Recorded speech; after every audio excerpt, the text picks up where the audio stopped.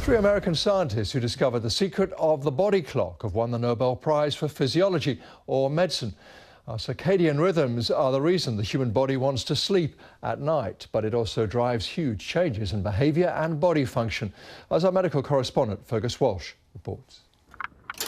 Each of us has an internal body clock that synchronises with the sun and the day-night cycle.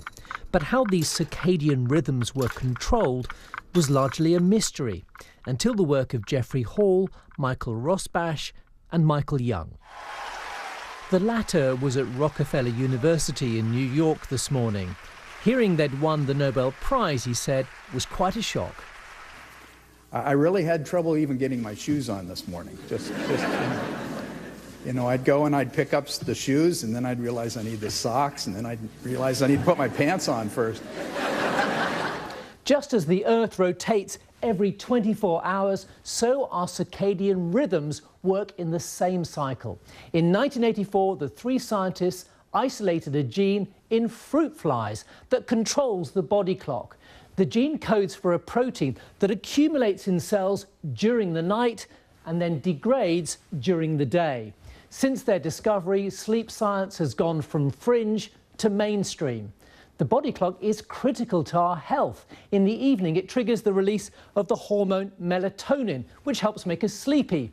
In the morning, the stress hormone cortisol rises and keeps us alert.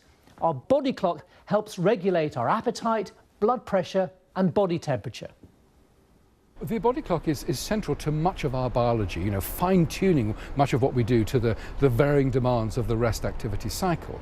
We also know that disruption of the body clock, as in long-term shift work, for example, is associated with higher rates of cancer, a greater susceptibility to diabetes 2, greater chance of obesity. The Nobel Committee said the findings of the three scientists had vast implications for our health and well-being. A good night's sleep is increasingly being viewed as the best medicine. Fergus Walsh, BBC News.